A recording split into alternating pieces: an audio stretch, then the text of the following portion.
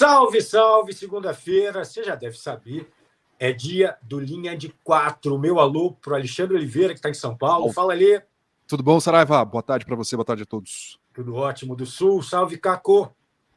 Tudo bem, tudo tranquilo? Como é que estão os amigos aí? Uma boa semana a todos. Vamos em frente, muitos assuntos. E lembrando que o Bob Faria, de Minas Gerais, de Belo Horizonte, pode aparecer a qualquer momento aqui. Olha só, hoje a gente vai fazer um programa um pouquinho diferente, né? Que a gente já percebeu que a essa hora, numa segunda-feira, você já resenhou com os amigos, você já viu programas de debate. Então a gente vai pegar os lances mais apimentados da última rodada do Campeonato Brasileiro, declarações que estão dando o que falar para a gente discutir aqui, e também a gente já vai projetar o meio de semana de Copa do Brasil, confrontos aí interessantíssimos. Meus amigos, quero abrir aqui com uma pergunta para vocês dois, né? Opa! No futebol existe a liturgia do cargo, não é? Você não pode falar normalmente tudo o que você pensa. Falar a verdade no futebol é um erro? Quer dizer, os treinadores, dirigentes têm que ter esse filtro, têm que dar aquela omitida? O que vocês acham? Eu vou lançar essa pergunta para depois citar duas situações que aconteceram ontem. Eu acho que tem que se falar a verdade sempre, sempre, em qualquer situação da sua vida. Eu acho que no futebol, as pessoas não estão acostumadas a falar a verdade e também a escutar a verdade, né? A verdade verdadeira tá ali, mas deixa eu dar uma escondida aqui, que aquela verdade vai me machucar, eu vou ter problema com alguma coisa, eu não vou me sentir bem, e as pessoas começam a restringir. A pior coisa, a melhor coisa que tem que se falar em um clube, né? Você vai trazer algumas informações para a gente debater, mas, por exemplo, o time X não tem dinheiro para contratar, não tem dinheiro, e o diretor ir lá, o presidente, fala assim: ó, esse ano a nossa meta é não cair, porque a gente está assim, assim, assado. A gente precisa da ajuda dos torcedores. Não. Desde a primeira entrevista da temporada, assim, estamos entrando com um time para ser campeão brasileiro, para ser campeão do mundo, e que não é verdade, por exemplo, né? Então, depois daí começa a jogar o campeonato, vem a gente falar assim: o time X tem que saber o que ele pretende no campeonato. A intenção dele, a capacidade dele na competição é para estar entre os 10, buscar uma Sul-Americana, entendeu? Mas isso tem que vir antes, porque todo time no Brasil, né, desde o Ibis até o Flamengo, Corinthians, Palmeiras, Atlético Mineiro, eles querem ser campeão brasileiro e acham que podem ser, e não é verdade isso, né? Eu também concordo com a Lei. A verdade tem que estar sempre ser colocada em qualquer situação, em qualquer área, não só no futebol, na vida. A verdade tem que estar presente. A questão é que, às vezes, ela pode ser omitida, e não significa que você esteja mentindo. Você só não está colocando naquele momento a verdade. O que eu vejo é que tem pessoas, e no caso clubes de futebol e personagens do futebol, que podem sim ser mais transparentes, e isso é muito melhor. Eles ainda não descobriram que isso é melhor, porque a verdade sempre vem à tona, com o tempo ela acaba vindo ao natural, e aí fica pior, porque você omitiu a verdade, você não disse o que estava acontecendo, você não fala a respeito disso, e depois, numa hora de desespero, ou quando você não está naquele momento, por exemplo, um personagem que hoje trabalha num clube vai dizer a verdade sobre esse clube quando estiver em outro clube. Não é legal. O legal é naquele momento. Acho que essa transparência é fundamental para tudo e no futebol também. Claro, fazendo algumas ressalvas de algumas verdades que possam machucar alguém, mas não é o caso. Não me parece ser o caso da sua provocação aí, Saraiva. Então, eu vou dividir aqui, né? Porque tem uma declaração do Barbieri que está repercutindo demais. Uma grande parte da torcida do Vasco não gostou da colocação que ele fez. E tem um sincericídio do Luxemburgo. Então vamos lá. Vamos começar com o Luxemburgo. Né? Pelo que foi o jogo de ontem, o empate em 1-1, Corinthians e São Paulo, Vanderlei Luxemburgo disse que o Corinthians deveria comemorar aquele empate. O Corinthians, o grande Corinthians, jogando em casa para mais de 40 mil torcedores, tem que comemorar um empate contra o São Paulo. Alê, e aí? Eu acho que tem que comemorar, mas isso tem que ser falado? Então, eu acho que ele está no momento da vida dele. Eu vou trazer da minha vida. Uma vez eu fui fazer terapia e tal, era um dos primeiros encontros, daí o psicólogo falou para mim: quantos anos você tem? Tenho 47 anos. Ele falou assim: então, nessa idade, você não pode mais engolir sapo, né? Trazendo para o Luxemburgo, que tem 71 recém-feitos, ele tem que engolir menos sapo ainda, né? Ele tem que viver a verdade o tempo todo. E eu acho que ele foi super honesto no que ele falou. E realmente o Corinthians tem que comemorar, porque jogou pior, tá numa crise ferrada internamente, né? E esportivamente, em campo tá jogando muito mal. E como foi a partida, conseguiu um pênalti super complicado de decidir se foi ou não foi e tal, e conseguiu empatar um jogo que não fez nada para vencer. Aí, pela situação que o time tá, vinha de derrotas, vinha de um 3-0, conseguiu fazer um gol empatando um clássico e manter um tabu que, de certa forma, dá um carinho psicológico na torcida, né, no ambiente, era para comemorar mesmo. Não vi nada demais. Eu acho que cada vez mais as pessoas falando a verdade, né, talvez o que o Caco falou, talvez quando elas omitem a verdade, seja realmente para não machucar alguma coisa, assim, né, para não causar, né, um desconforto em alguém muito próximo. Agora, na situação que foi o Luxemburgo falar do resultado, eu acho que ele foi super honesto e realmente, assim, acho que o torcedor corintiano comemorou muito. A parte da torcida vaiou depois do jogo porque estão descontentes com o momento da equipe, não foi só com a partida. Caco, só para eu dividir, para dar mais dinâmica, o Corinthians preocupa no brasileiro em relação ao rebaixamento? Acho que rebaixamento não, mas é claro que dá para levar em conta que pode correr esse risco se atrapalhar, mas eu vejo que não. Até pelo que o Luxemburgo pode fazer, eu acredito no que o Luxemburgo possa fazer, mas também não dá para prever nada, o futebol é imprevisível, mas é muito preocupante a situação do Corinthians, porque ele mudou demais os técnicos. Né? E depois já 5 rodadas que não vence no Brasileirão. Mas ele mudou demais os técnicos, essa mudança repentina é a cartilha do rebaixamento, ele está escrevendo a cartilha, ele está seguindo à risca a cartilha do rebaixamento. Mas ele ainda tem um grupo de jogadores e uma equipe que pode entregar mais olhando para a tabela, a não ser que erre completamente muito pior do que está errando. Acredito que a partir de agora, pelo menos essa campanha mediana, o Corinthians vai fazer. E com os pés no chão em tudo nisso que o Luxemburgo falou. Da maneira que ele coloca, calma, nós não estamos aqui para transformar o Corinthians da noite para o dia em campeão brasileiro. Não vai ser assim.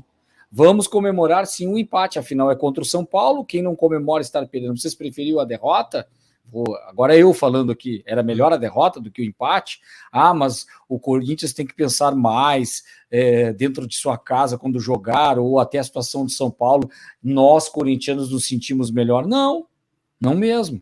Dentro do que o Corinthians pode apresentar e do que vinha apresentando, e a circunstância do jogo, o jogo estava perdido. Exato. Aí, nada demais. Esse tipo de verdade é interessante. E o Luxemburgo é um cara fadado para isso, porque ele é sereno, ele é experiente, ele já engoliu sapos e até dinossauros, como falou o Alê, né? Ele engoliu muito mais coisas na vida dele, então agora chega de engolir, pode cuspir um pouco as verdades que ele tem dentro da história dele. Eu sei que o Saraiva quer falar, mas uma coisa, que nem o Caco falou, né? A questão do jogo desenha o que vai ter que ser feito. O Corinthians entrou para vencer o jogo. Comecinho, 5 minutos de partida, estava tentando atacar. Não conseguia criar muito porque tá tendo problemas. Aí toma o gol, daí fica 1-0 no placar e o São Paulo começa a dominar a partida. Conseguir empatar da maneira que foi, né? Que não é para se comemorar, né? Não, se você entra totalmente para marcar lá atrás, para um time que é do Corinthians não tentar vencer, aí seria ruim. O Saraiva quer falar, eu quero falar da sequência do Corinthians no Campeonato Brasileiro, só para ter ideia da preocupação de rebaixamento. Fala, Saraiva. Não, emenda ele. ele. O Corinthians o Corinthians joga no meio de semana pela Copa do Brasil contra o Atlético Mineiro, fora de casa. Né? Se a gente fizer aqui uma betzinha entre nós, né? Bet de 4 aqui do Linha, ninguém acha que vai apostar numa vitória do Corinthians aí com tranquilidade. Aí joga domingo fora de casa de novo contra o Flamengo. Aí joga na outra rodada, que é o próximo domingo, contra o Fluminense. No meio tem Libertadores, que precisa vencer contra o Argentino Júnior na Argentina. Então pegou São Paulo, empatou dentro de casa. Pega Flamengo fora de casa e Fluminense fora de casa. E não acabou. Né? Daí o Corinthians vai jogar contra o América Mineiro. 3 jogos fora de casa o Corinthians tem. 3 jogos fora de casa. E esses dois, a chance de fazer 6 pontos, né? O Corinthians tem 6 pontos fazer, é muito complicado. Na maneira que o time está jogando, é difícil acreditar que vai conseguir fazer. É verdade. Que sequência ali, que sequência. Eu só acho assim que o Luxemburgo, até pela idade dele, pelo momento do Corinthians, ele está tentando trazer ali um pouco de paz para aquele ambiente. E com isso, ele está adotando um estilo, pelo menos na comunicação com a imprensa e com a opinião pública, um estilo mais assim, paz e amor. Luxa, paz e amor. Acho que isso tem esse aspecto positivo de você dar uma apaziguada num ambiente que tem tudo para estar fervendo. Por outro lado, você pode gerar uma acomodação. O comandante ele não cobra, porque ele teria uma outra maneira de analisar o jogo. Dizer assim, olha, é um início de trabalho, eu acho que não fizemos um bom jogo, eu acho que temos que trabalhar, porque está ruim e tal, mas dentro desse cenário, acho que a gente tem que comemorar esse um ponto. Sei lá, entendeu? Assim, basicamente é isso. E aí eu já vou passar para o outro assunto, a gente vai voltar ainda em Copa do Brasil e tal, que foi a entrevista do Barbieri, né? O Vasco perdeu em casa de novo, já tinha perdido para o Bahia, perdeu para o Santos por 1-0, e no final do jogo, e aí o Vasco já está caindo ali, né? Tem aquelas duas primeiras rodadas interessantes contra o Atlético Mineiro e o Palmeiras, e aí o Vasco começa a cair. E o Barbieri diz, né? Até fazendo uma referência à pergunta que foi feita, né? Não foi uma coisa que ele pensou na hora. A pergunta tinha a ver com isso. Ele diz, olha, o Vasco é um paciente que está no CTI há muito tempo. E um paciente em estado grave não vai se levantar de uma hora para outra e começar a andar. Isso eu não vi problema nessa metáfora. O problema é na sequência, que é uma verdade, aí que a gente vê em verdades e omissões e mentiras. Ele falou, o Santos nunca foi rebaixado, né? Responderam, não. Então, a gente está falando de um adversário perdão, que está na elite, acostumado a jogar na elite, e que, por isso, né? Então, assim, ele levantou o Santos para posicionar o Vasco onde o Vasco está. Mas a torcida não gostou. Segue ali, porque eu estou aqui. Se ajeita aqui. Não, é o que acontece, né, Ale? Na verdade, para o Saraiva até se recuperar aí, é uma questão de posicionamento do técnico em relação ao Santos do momento do Vasco. E até não sei se o Ale ia falar sobre isso, depois eu coloco mais um pouco, mas a questão não é da história do Santos e a história do Vasco, é o momento do Vasco. Para mim, eu senti muito mais isso, né, Ale? Exatamente, exatamente. E aí que a gente volta no assunto de falar a verdade. Assim. A situação do Vasco é preocupante, é boa, é um time que é para brigar realmente pelas 4 primeiras colocações do Campeonato Brasileiro? Ou não? Né? Eu acho que não. Eu acho que realmente é um time que está em recuperação, ficou muito tempo com problemas financeiros, está tentando se recuperar agora com a SAF e está tentando fazer um investimento no futebol, está se recuperando, montou um time bom para mediano, tá transitando ali. Só que assim, o Campeonato Brasileiro é muito difícil, né, Caco? É muito duro. Aí, tipo, esse jogo contra o Santos, por exemplo, é mais um jogo que o goleiro do adversário foi lá e pegou tudo. O João Paulo pegou tudo, fez muitas defesas. Aí, meu, você bate lá e não faz, bate lá e não faz. Daí sobra uma bola lá. O moleque, David Washington, acho que podia mudar o nome dele, né? DW, acho que podia ser. David Washington, muito grande. Pô, moleque, uma frieza de 17 anos, recebe a bola quietinho e pá, bate no cantinho e faz o gol. Pô, todo mundo se enche de confiança, né? O Lucas Lima passar em velocidade como ele passou, né? Enfim, vai enchendo confiança. O time do Santos também não é um time que é para brigar nas primeiras colocações, mas vai lá beliscando, vai fazendo um joguinho que ele sabe a capacidade que tem. Todo mundo tá falando aí, o Santos é um time que vai brigar para não cair. O time inteiro já sabe disso, o time joga para isso, para evitar uma crise maior.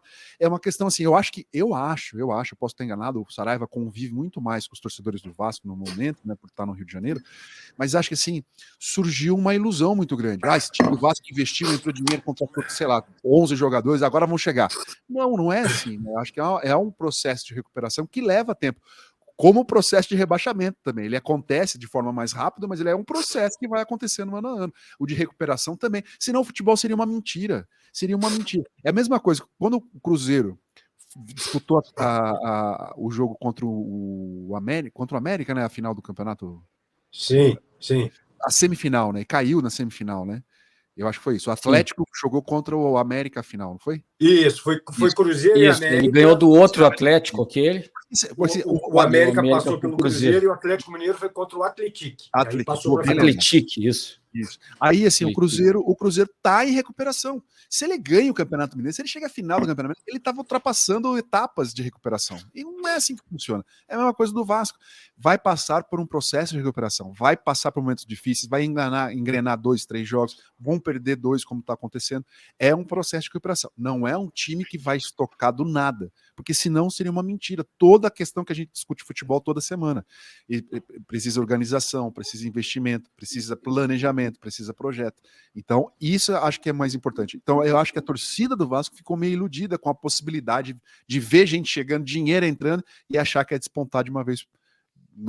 Mas aí fazendo esse paralelo com o Cruzeiro, né? O torcedor do Vasco olha, né? O Cruzeiro é SAF também, o Bahia é SAF também, não é? E o Cruzeiro, tudo bem que não chegou à final do Mineiro, como o Vasco não chegou à final do Carioca, mas está muito bem no Campeonato Brasileiro, começou muito bem, né? Eu acho que o Barbieri ontem só falou verdades, tá? Ele só falou verdade. Mas a verdade no futebol, para algumas pessoas, essa verdade, ela é amarga, ela irrita. E aí é uma questão cultural. Mas, de fato, ao fazer essa comparação de que o Santos é um time acostumado à elite, ao colocar o Vasco, de fato, no lugar do Vasco hoje no futebol brasileiro, hoje, por favor, estou falando de história, ofende o torcedor. Então é isso, é aquela meia-verdade, né? Você quer ouvir e não quer ouvir. Basicamente é isso. É que tem um aspecto que é muito mais, que tá me preocupando muito mais. Daqui a pouco a gente vai falar da dupla Grenal também, que eu tenho usado essa expressão. Uma coisa é queda de divisão, outra coisa é queda de patamar. E esse ano está acontecendo justamente por essa entrada do Botafogo do jeito que veio, Cruzeiro do jeito que está vindo, as SAFs, alguns organizados como o Flamengo, com seus problemas, enfim, mas está com muito dinheiro, tem um elenco muito forte. Palmeiras, que para mim é o melhor exemplo na linha ainda de associação, que é uma discussão do futebol brasileiro que, de certa forma, o Barbieri não colocou isso, mas ele poderia ser interpretado, pegar isso e interpretar de uma maneira até positiva, de que o Vasco precisa saber em que lugar que ele está. Ele está num degrau acima, que ele pode voltar a ser aquele que se mantém na primeira divisão e vai disputar títulos, ou ele ainda está galgando isso, está buscando isso? Para mim é isso, ele ainda está buscando isso, ele ainda não é. Só que na história do futebol, do Vasco, dos grandes clubes do futebol brasileiro, há um desequilíbrio de alguns projetos, já falei disso, que é o próprio Bragantino, sabe o tamanho que tem, e olha o que ele faz contra o Grêmio, olha o que ele faz contra o Palmeiras, os resultados que ele obtém. Ele é um time que está muito bem projetado e alinhado com o seu objetivo. O Vasco ainda está perdido. Não significa que a SAF, talvez essa confusão seja um pouco porque tem o Flamengo dando certo. O Fluminense está com um time que o Diniz acertou. A moda antiga ainda, a administração, a moda antiga. Futebol com vice-futebol, aquela coisa, não tem. Tem um patrocinador forte, sempre teve. Como é o Flamengo. O Flamengo também é moda antiga. Como é o Flamengo, os dois modelos iguais. Aí o Botafogo, que tem o modelo de SAF, dá certo. O estranho no Ninho... Mas eu acho cedo para falar que deu certo, cara. Eu também acho. Não, eu não estou falando não estou dizendo a minha percepção, a percepção do torcedor do Vasco. Sim. Ele está enxergando dessa forma. E por isso que ele se ofende quando o Barbieri diz a verdade. Porque essa verdade vale para o Vasco, não vale para o Fluminense, nem para o Flamengo nesse momento. Mas o Vasco tem que saber qual é o seu lugar, aonde ele está, que prateleira ele está, e não se ofender com isso, ele está abaixo. Ele está numa prateleira abaixo nesse momento. Ele falou uma verdade, só que o texto é ruim, né? O texto é ruim. Ele falou alguma coisa que é tal, mas o texto é ruim. Ele não precisava falar isso. Ele não precisava falar que o Santos está acostumado a jogar na elite e o Vasco não está. Não tem. Mas deve ter sido muito de coração mesmo. Saiu assim. Ele só falou verdade. Ele soltou, ele estava com aquilo, talvez engasgado. Ele soltou uma coisa que é uma verdade, gente, e largou aquilo. E aí a repercussão é aquela que a gente já sabe. Agora, ali falando da bola, só para a gente passar o assunto Vasco aqui, o problema do Vasco é o seguinte, cara, o Vasco é um time que ele joga bem se defendendo, sendo reativo, né? Quando ele está em São Januário, com a torcida que ele precisa propor, ele não está conseguindo.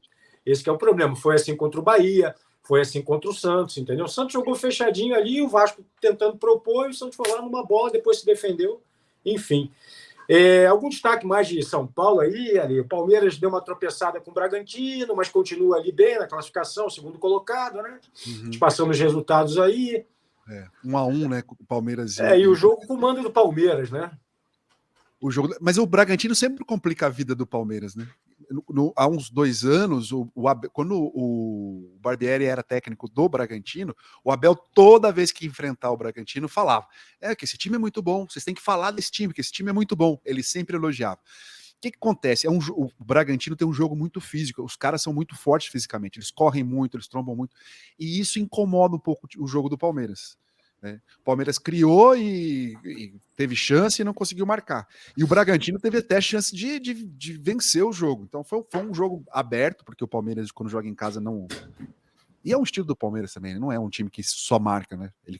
Acho que a questão do Palmeiras, quando o pessoal fala, joga feio, só marca, foi no primeiro ano do Abel, quando ele estava entrando na equipe. Depois de colocar a metodologia, nunca mais se defendeu. E o Bragantino é um time que incomoda muito, né?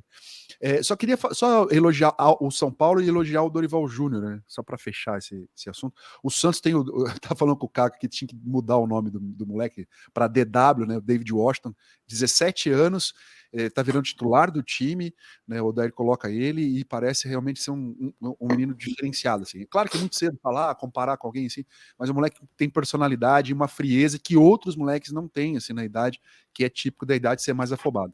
Então, muito legal aparecer mais um jovem no Santos. Tomara que vingue mais para frente. Que vingue. Não, é muito legal, sim, mas tem que ir com calma mesmo, né?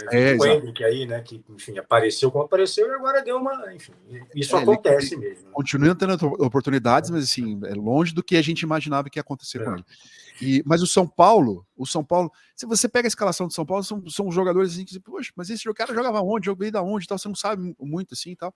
Mas é um time que está propondo o jogo, que não desperdiça a bola, né, não entrega a bola para o adversário com facilidade, né? Eu falei na outra linha da semana passada sobre turnover, né? É um time que evita esse turnover, dá a bola de graça para o adversário. Então é muito legal. E é um time que estava sofrendo muito para jogar com o Rogério Ceni e agora encontrou uma forma com o Dorival. Então, parabéns para o Dorival. Longe de ser assim uma da equipe, nossa, como está jogando muito, mas conseguiu fazer um baita resultado contra o Internacional em casa e fez um bom resultado. Podia ter vencido o Corinthians, né? Se encaixasse mais uma bola, tivesse mais um pouquinho de paciência, poderia ter vencido o Corinthians. No mais é isso aqui de São Paulo, assim. Agora a Copa do Brasil, né? Só fazer um... Calma que a gente já vai passar do brasileiro aí, rapidinho. Como eu sou garoto, eu tô ansioso. Não, só um paralelo que vai conversar com a gente aqui da parte gaúcha, digamos assim. Eu gostei muito do futebol do Bragantino, que encarou o Grêmio.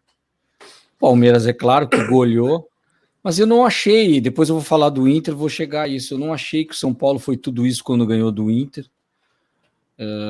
não vi tudo isso ainda no São Paulo, eu vejo mais resultado do que desempenho. Me impressionou mais, talvez, eu não estou dizendo que o Bragantino é melhor, mas impressionou mais o processo coletivo, o jogo coletivo do Bragantino e essa força física me chamou a atenção. Uma coisa que às vezes a gente vê na Europa, times médios e pequenos, e que incomodam de vez em quando um Real Madrid, um Barcelona, ou no Portugal, num Benfica da vida, tem um time lá, um Rio Ave, incomoda e está bem organizado taticamente. Me pareceu assim, o Bragantino é aquele time osso duro de roer. Cuidado com o Bragantino, porque ele é bem organizado. Não sei se vai ter fôlego para isso, mas me surpreendeu positivamente. É interessante isso, eu só acho que o São Paulo a gente já vê um time mais leve. Não estou fazendo nenhuma relação com o Rogério Ceni. Esse aspecto, sim. Mas é um time mais leve, ele organizou um pouquinho mais a defesa do São Paulo e vejo um São Paulo mais leve. Só para não deixar passar batido, a gente não vai falar do líder do campeonato, o campeão brasileiro não vai ganhar todos os jogos, seja ele quem for. Então é impossível o Botafogo vai emendar quantas vitórias seguidas, né? O torcedor segue líder ainda. Exato. Ele pode questionar, mas era um jogo contra o Goiás, que estava na zona do rebaixamento. Ok, mas era fora de casa. Você soma isso, o empate do Palmeiras no sábado, é natural um relaxamento. O Botafogo já sabia que terminaria a rodada como o primeiro colocado do brasileiro. Então, também cabe ao técnico trabalhar isso, né? Então é isso, o Botafogo perde a primeira, mas mantém a liderança e na boa, gente, olha só. A gente não sabe o que vai acontecer, mas a tendência do Botafogo, como no ano passado, é brigar no meio, né? Se conseguir uma vaga ali na pré-Libertadores já é um resultado melhor que o do ano passado. Então só esse início aí já dá ao Botafogo esse um lastro interessante, né? Um lastro interessante. Eu acho que é isso. Caco, se você quiser... Só eu botei a classificação para fazer uma pergunta. Vocês acham que tem alguém fora, tem algo fora da curva nessa classificação hoje? Acho que o Cruzeiro. Cruzeiro. O próprio Santos, me parece. O próprio Santos. E o Flamengo muito embaixo, né? No mais, surpreende a turma que está aqui embaixo, alguns, né? Daqui a pouco a gente vai falar. O Botafogo surpreende lá em cima. Sim, também. E o Corinthians aqui também, né? Em 17º. E o Corinthians ali também é uma surpresa. Tá meio fora. Os rebaixados que eu acho que estão se desenhando.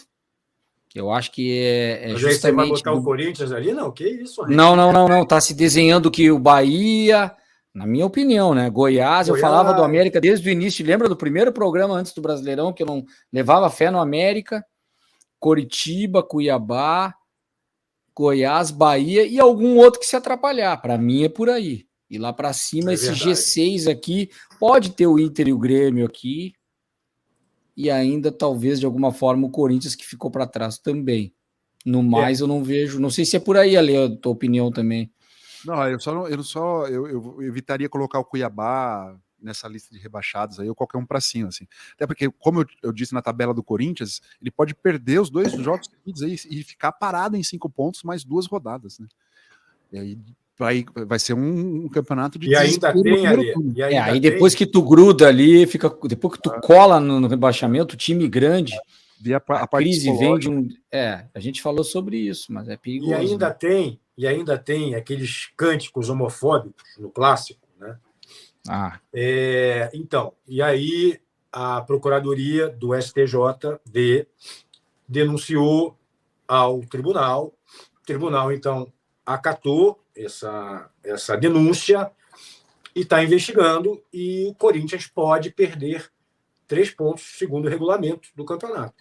Então você vê, quando o negócio está ruim, ele ainda pode piorar, né? Não sei se vocês querem comentar alguma coisa sobre isso, mas é um assunto repetitivo, que o Corinthians é reincidente, não é a primeira vez que acontece, um time que defende tanto, não é? A questão da igualdade, do combate ao racismo, e aí a torcida parece que uma grande parte, não consegue entender que, além de ser algo hoje em dia que não cabe mais, as pessoas que têm esse tipo de pensamento, elas estão à margem de tudo que a gente está vivendo, à margem de uma sociedade que a gente vive hoje, mas ainda continua acontecendo e pode prejudicar o clube, né? A única coisa que eu sempre defendo, a impunidade não pode continuar, tem que ser punido. E enquanto não punirem o clube, o torcedor não vai entender isso aí. Aconteceu o episódio do Grêmio, para mim, é exemplar. Eu nunca mais vi de forma tão aberta. Claro que tem racistas ainda em todas as torcidas, não vou falar só do Grêmio. Em todos os ambientes sempre tem alguém que é racista e não se apresenta, mas nunca mais, depois da punição do episódio Aranha, a torcida do Grêmio e alguns torcedores se manifestaram daquela forma, porque eles sabem que podem ser prejudicados. Se não fosse punido, viria de novo. Então tem que ser sempre punido o clube, porque o torcedor, no fundo, ele está sempre irritado, indignado com o seu clube. Não adianta prender ele, claro que também tem que ser preso quando é um caso individualizado, mas não adianta. Eu vejo isso, tem que ser uma punição severa nesse sentido. Também acho. A punição vai ensinar melhor do que colocar plaquinha, colocar aviso no placar, não fale, não xingue e tal. Se não punir, vai acontecer de novo, vai acontecer no jogo de volta, porque daí a torcida de São Paulo vai querer revidar, e assim vai. Então a punição... Eu acho que a punição vai existir. Eu não acho que vai chegar a perda de pontos, mas eu acho que vai existir perda de mando, que é a possibilidade, e multa, né? Eu acho que isso pode acontecer mesmo. Pessoal, eu vou deixar, quando a gente for falar da Copa do Brasil, então eu não vou falar da dupla Fla-Flu agora. Já passamos aí pela turma de São Paulo. Caco, você quer dar algum destaque para a dupla Grenal, ou deixamos também, ou já podemos passar para a Copa do Brasil e aí você dá uma pincelada geral? Não, pode passar para a Copa do Brasil, porque eles têm jogos, e aí a gente fala deles ali também, porque os resultados, enfim, tem o Atlético Mineiro vencendo o Internacional e o Grêmio empatando com o Fortaleza, mas a gente repercute isso também e fala um pouquinho do próprio Atlético Paranaense, enfim, que teve clássico com o Coxa, que foi bem legal. Foi legal, muito legal, muito legal. Pois é. Então, a abertura aí das oitavas da Copa do Brasil, nessa terça-feira, com Tá aí, Fluminense e Flamengo. Perfeito, cara, que o mando é do Fluminense, né?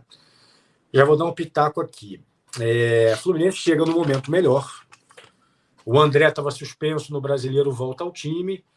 Tem o Alexander, que está fora, está machucado. Mas o Fluminense chega melhor, né? O Flamengo, além de estar num momento um pouquinho mais instável, ele não vai ter... alguns caras eram dúvidas aqui, mas o Cebolinha, o Matheus França e o Thiago Maia treinaram nessa segunda-feira, né? O Pedro está praticamente já fora, o Davi Luiz também. O Gerson parece que volta ao time, né? Então, assim, eu vejo um Flamengo no momento mais instável, com um time um pouco mais quebrado do que o Fluminense, até em termos físicos mesmo, de lesão. Mas é o clássico, né? Agora, vejo o Fluminense com mais possibilidades. Vocês querem dar um pitaco aí? Eu quero falar só das 5 alterações que fez o Isso é um ótimo. Assim, o time tá mal, ele fez 5, se acontece alguma coisa, ele perde a possibilidade de mexer na equipe. Enfim, eu não sei, eu acho que ele tem um grau assim de loucura que vai incomodar os jogadores do Flamengo. Eu não sei, eu acho ele bom técnico, eu acho que ele monta bons times, tem uma estratégia de jogo bacana, só que ele incomoda, cara. Eu acho que pode causar um problema em curto prazo. Eu achei que ia demorar para acontecer, mas já acho que isso pode acontecer em breve no Flamengo. Mas o Alê, ele deu uma entrevista justificando que as 5 alterações foram jogadores que tinham sentido. Não foram alterações táticas. Ele disse isso. Só que ao fazer as 5, ele termina o jogo, por exemplo, e 2 caras do Bahia expulsos, a dupla de zaga. Ele termina o jogo com o Arrascaeta se arrastando e o Gabigol também, entendeu? Mas ele justificou. Ele explicou ele teve essa justificativa. Mas sentiram alguma coisa. Então não é tão louco assim. Mas igual, talvez tenha por isso que foram 5, talvez ele fizesse 4, um ia ser machucado, ou 3, né? Ou de repente em 15 minutos do segundo tempo já saiu mais 2. A verdade é que eu vejo assim que a minha dúvida a gente falava muito do dinizismo, né? Tem essa coisa do São Paulismo. Eu não sei se tem um lado, ele é o excêntrico ou é ousado. Essa ousadia, ela dá certo na seleção do Chile, Universidade do Chile, em alguns jogos de algumas equipes, mas eu vejo assim, eu tenho minhas dúvidas ainda de um trabalho que deixa a gente em dúvida do que aonde ele pode chegar, e principalmente com instabilidade em grupos de jogadores, como aconteceu com a seleção da Argentina, mas é claro que alguns jogos você vê na bola, na ideia da pressão alta, enfim, funcionando. O Sevilha agora é um exemplo, ele sai do Sevilha e o Sevilha melhora com algo um pouco mais pragmático, não tão ousado, tanta pressão na bola como ele queria. Então, de certa forma, eu vejo isso. Qual é o Sampaoli que o Flamengo contratou? Tá bom, mas esse excêntrico hoje, vamos para o lado mais prático. Vocês estão vendo mas hoje, vamos para o jogo. Vamos para o jogo. Para passar? Não, e aí vocês vão achar que eu sou um Sampaoli agora. Eu sempre coloco com o elenco que tem o Flamengo no mata-mata, o Flamengo como favorito, independente de não estar o Pedro, enfim.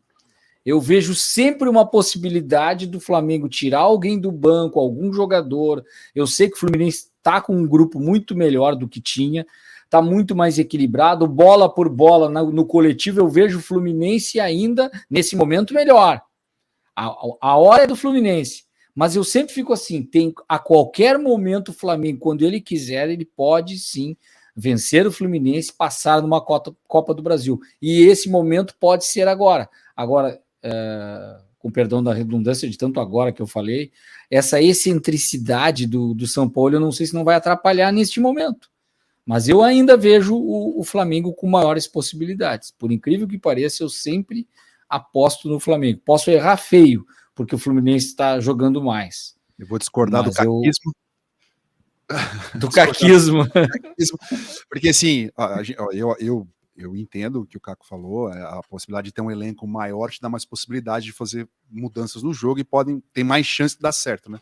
Mas não tem nenhum jogador de meio campo jogando como o Ganso está jogando. O Ganso está demais ali. Né? Bela lembrança. Nenhum. E nenhum centroavante está jogando como o Cano está jogando. Só pegando ali. Só pegando ali. Então, se futebol é momento, seria injusto não dizer que o Fluminense não é favorito contra o Flamengo. É claro, o Flamengo é gigantesco, vem ganhando há muito tempo, tem ótimos jogadores, mas o momento é do Fluminense. Só olhar a tabela do Campeonato Brasileiro e só olhar o Campeonato Carioca, Perfeito. quem foi campeão. Só que aqui é clássico, uma coisa que o Caco me ensinou lá em Santa Catarina. Clássico é clássico e vice-versa. Ele me ensinou essa frase, que foi a primeira vez que eu escutei. Mentira. Aí, cara, só que até a bola rolar, né? Aí a bola rola, se desenha o jogo daquele momento, aqueles 90 minutos. Ali que tu vê. Aí, vai que o Flamengo pressiona, consegue marcar a saída de bola do Fluminense, muda o esquema. Mas no momento é do Fluminense e os jogadores do Fluminense estão em melhores momentos do que os jogadores do Flamengo. Ponto. Não tem como não dizer que o Fluminense não é favorito. Só para discordar do caquismo. Não, perfeito. Foi muito bem argumentado com os dois jogadores que tu citou.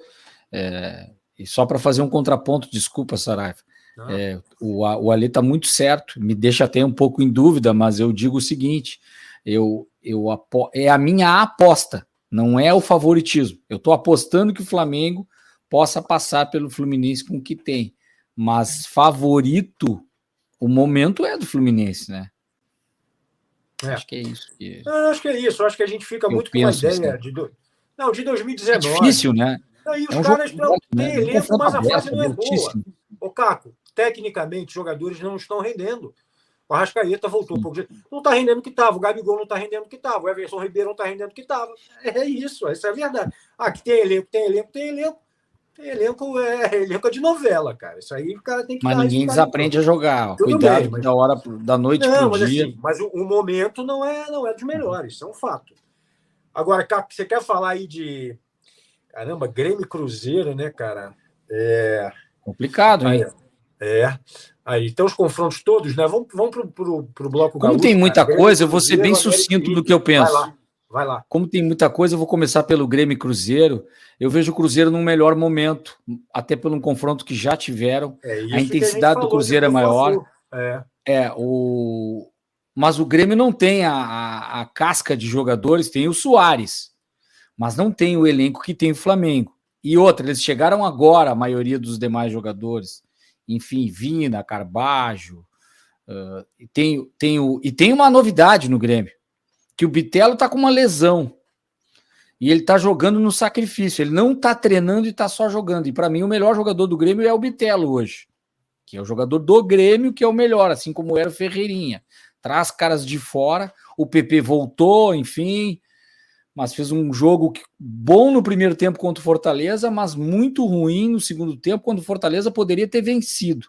O Grêmio sofre uma goleada do Palmeiras, não está num bom momento. O Grêmio gerou uma crise com o seu goleiro, não resolveu essa crise ainda. Depois dessa crise se atrapalhou. O Renato deu uma coletiva de um jeito, depois no outro jogo falou outras coisas, que se o Grêmio jogasse dessa forma não ia classificar. Ele está mais ou menos dizendo agora o que eu estou concordando, que contra o Cruzeiro muito difícil, mas claro que é um jogo gigante.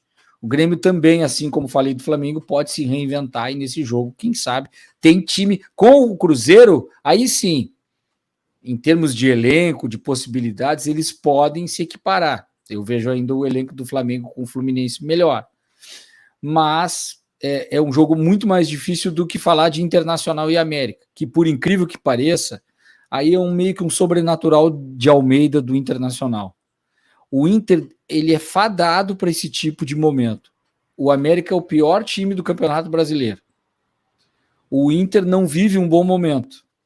Tem essa derrota para o Atlético Mineiro, que até em alguns momentos do jogo jogou melhor. O próprio São Paulo poderia ter feito gols, enfim, mas o Inter não tem ataque, tá mal na defesa. O Inter tem o pior ataque do Campeonato Brasileiro, ou seja, a gente está olhando só a tabela, o ataque do Inter é pior que o do América. E o Mano tá querendo mudar o time agora, tá buscando alternativas, talvez finalmente botando o Pedro Henrique ou de centroavante, ou em algo que eu já havia falado, que agora eu acho um pouco arriscado, é colocar uma linha de 3 zagueiros, com o René indo para a linha de zagueiros e saltando até o Pedro Henrique sendo um ala, mudando, porque o Inter ele não está conseguindo jogar quando precisa vencer o jogo, propor o jogo. E esse é o tipo do confronto que eu vejo assim, olha, periga perder de 1-0 para o América, e aí no jogo da volta no Beira-Rio, o América empata e elimina o Internacional, onde há uma atmosfera de desconfiança enorme. Calma, Caco, profeta. Não é profeta, mas há uma atmosfera terrível para o Inter dentro do Beira-Rio. O torcedor não acredita. Tem caras aí, desses torcedores de redes sociais e alguns, esses que vestem a camisa, aí exagerado, mas dizendo palavrão, ofendendo o Internacional, e isso está inflamando a torcida contra os jogadores. O ambiente não está bom. Inclusive o Maurício, que era herói contra o Flamengo, já é candidato a sair do time. Então é uma confusão. Não, e no Grêmio eu vejo aí que tinha sido afastado por causa daquela operação. Sim, por causa da questão das apostas, máxima, né? Porque ele recebeu um pedido e teria confirmado, ainda tem toda uma investigação de que ele recebeu, tu quer entrar no jogo, no esquema? Não quero, foi só isso, mas aí ele aparece nas ligações, é só isso. E ele foi afastado pelo Inter, prejudicou o Inter num jogo, né? Porque ele não estava legal para participar do jogo, e o Inter perdeu esse jogador. Então é complicado, a situação do Inter, há um momento de turbulência, e o Mano já tem, pela primeira vez em todo o período que ele treina no Internacional, 3 derrotas consecutivas. Então aí eu vou usar uma frase do Luxemburgo: o empate do Inter contra o América será um ótimo resultado nesse momento. Tá certo.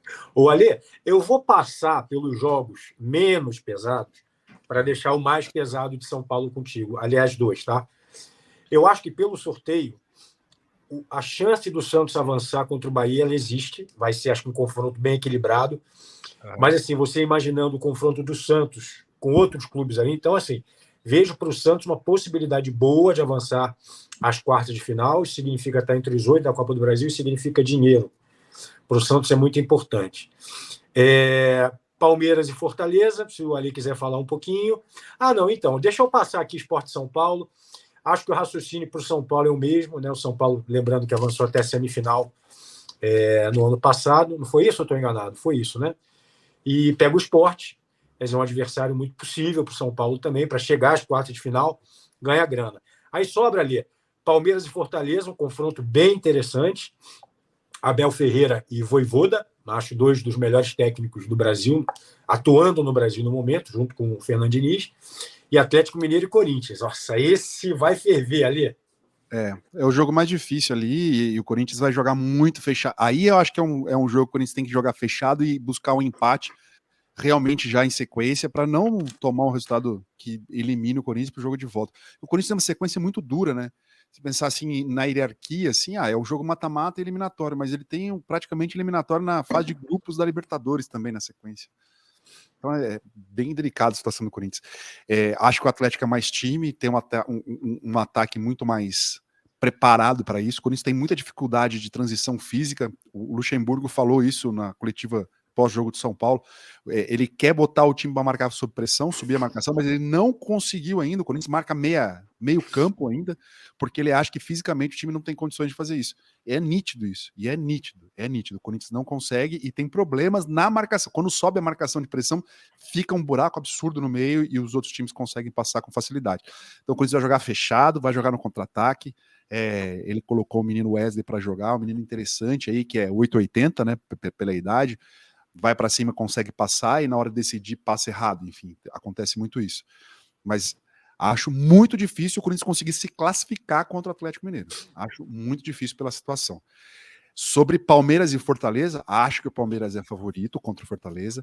Eu acompanhei o primeiro jogo do Fortaleza na temporada, né, internacional, na primeira fase da Libertadores contra o Cerro Porteño. Eu fui fazer o jogo no Paraguai. Achei o time do Cerro normal e o Fortaleza não conseguiu fazer nada contra o Cerro, nada. Mas o time mudou, melhorou, tem posse de bola, voltou a ter a cara de Vojvoda, assim. Só que o Palmeiras é muito forte, cara. O Palmeiras é muito forte mentalmente, coletivamente. tecnicamente, tem muita coisa forte no E Palmeiras. mata-mata também, né? E Sim. mata-mata, tem um elenco interessante que ele mexe, ele muda muito o tipo de jogador, mas com todo mundo que entra sabe o que tem que fazer, é um time muito bem treinado. São Paulo Sport, eu acho que se fosse há 3 semanas, né, eu diria que o São Paulo não conseguiria passar, mas hoje eu tô apostando muito mais no São Paulo, porque é um time que está se encontrando. Concordo com o Caco, contra o Internacional não fez um grande jogo, mas fez um resultado que acalmou, sabe? Tirou um peso, o time conseguiu vencer, conseguiu trabalhar uma semana, vai jogar contra o Corinthians, faz um jogo bom, todo mundo tá dizendo que foi um jogo bom, não ganhou por detalhes e tal, mas fez um jogo bom. Então o time entra com mais confiança. Assim como o Santos entra com mais confiança contra o Bahia, né? Porque o time vem de uma melhora, vem de um resultado positivo importante fora de casa, né? Vai jogar em casa de novo, tal, né? A Vila é sempre um lugar especial para o Santos jogar, apesar de não ter uma torcida gigantesca que lote todo o jogo, mas é um lugar que é confortável para o Santos jogar. Então acho que o momento assim é para tirar proveito, né? O time vem de confiança, tira proveito, faz lá um golzinho, 2-0, se fecha, faz 1-0, se fecha, tal. Importante para quem está jogando em casa é não perder, e para quem está jogando fora conseguir empatar, né? Corinthians, só o Corinthians joga fora? Só o Corinthians. E o São Paulo. O empatezinho na Copa do Brasil para tentar decidir em casa, depois de, sei lá, mais uma boa. Mais outra semana que dá tempo de melhorar a equipe de alguma forma, trabalhar, principalmente pro Corinthians, né? Começando um trabalho de 1 semana e meia do Luxemburgo. Né? Daqui para frente, acho que é cara de Luxemburgo. Agora o time joga como o Luxemburgo quer. Então, um pouquinho mais de tempo para esses caras aí, principalmente pro Luxemburgo, pro Corinthians, Dorival, vão fazer muita diferença. Pois é. Aí, essa questão do empate fora, eu vou passar para o Caco, que eu acho que um confronto que é bem interessante, Atlético Paranaense e Botafogo. Porque eu vejo times com alguma semelhança, tá? São equipes bem montadas, mas que não têm nomes assim muito badalados, né? Então existe trabalho ali, né? Nos dois casos, eu digo. Então, eu acho também um confronto equilibrado. E para o Botafogo jogando na Arena, o empatezinho vai ser ótimo, Caco. Acho que o Furacão vai tentar terminar o jogo em vantagem para viajar, então, para a volta no Rio de Janeiro. Eu vejo o Furacão muito organizado em tudo. Trocou o Turra pelo Filipão, mas é uma sequência. O Filipão tá ali junto, né? Só inverteu, os papéis foram invertidos. Ele era auxiliar, claro, mas o Filipão tá ali numa coordenação. A parte da experiência, da questão de visão, do todo do planejamento do Atlético Paranaense e algum macete, alguma coisa. Não aquele macete antigo, não é disso, macete de jogo mesmo, conhecimento do Filipão, ele passa. Eu vejo como um elenco equilibrado, um time que trabalha muito forte, pensando em Libertadores da América, e mata-mata muito forte. O Botafogo está entrando nessa fase e que tem um pouco a ver com aquilo que eu falava de patamar.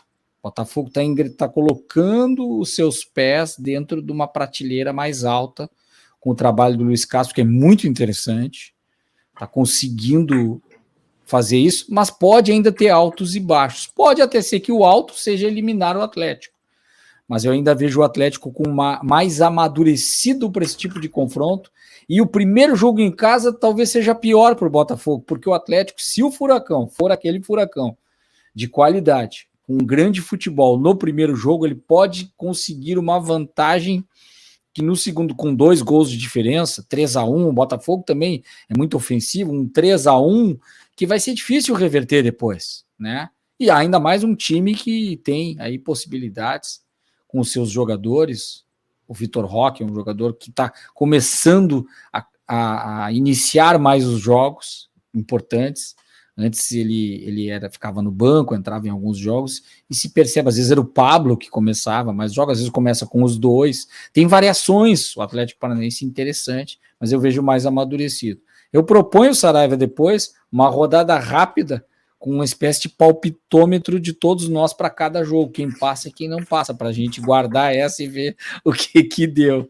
Mas desse jogo é isso. Vamos, quando quiser, eu começo pelo... Beleza? Vamos e a gente fecha com esse palpitômetro. Vamos lá, então começamos por aqui.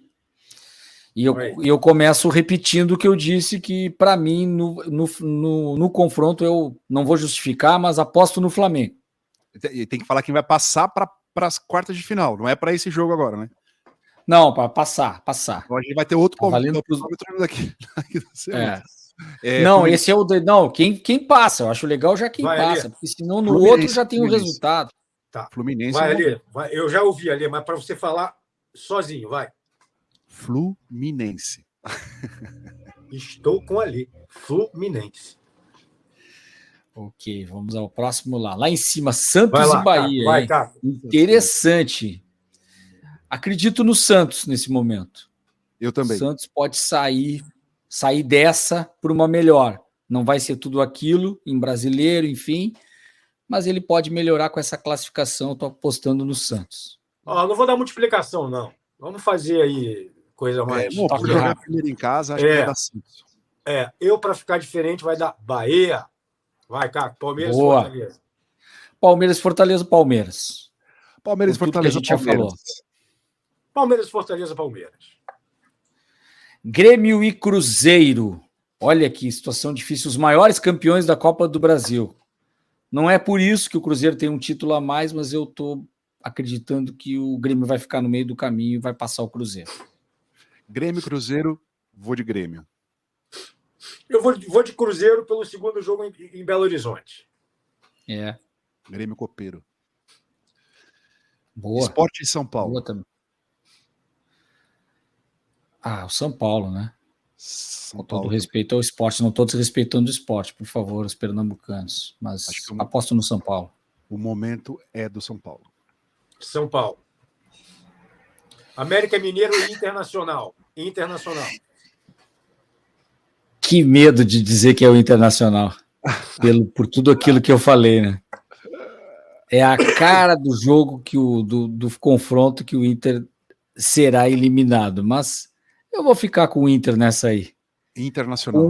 Uma pulga atrás da orelha, mas o Inter passa. Como diz um cara de uma rádio aqui em São Paulo, por umidade e aclimação, Internacional. Atlético Paranaense, Botafogo. Eu vou de Furacão. Atlético. Eu vou de Botafogo. Ótimo. Atlético Mineiro e Corinthians, eu vou de Atlético Mineiro. Ai, que confronto difícil. Eu vou botar o Corinthians. Eu vou botar o Atlético Mineiro. Corinthians. Então tá. Muito equilibrado esse aí. A fase tá muito Fechou boa. Então, Aleto. Fechou. O Saraiva já estava indo embora? Não, era o cachorro aqui. Ó. Atlético e Botafogo, você votou em quem?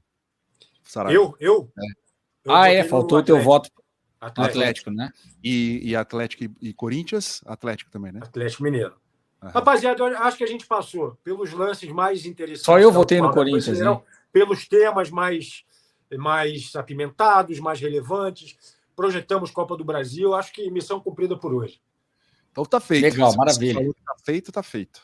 Isso aí. Aproveitar o meio de semana de Copa do Brasil, que vai ser espetacular, e a gente vai acompanhar também a 7ª rodada do Brasileirão e volta na segunda-feira da semana que vem. Não é isso, Caco? Um abraço, amigos. Isso aí. Abraço, valeu, tchau. um abração. Até a próxima.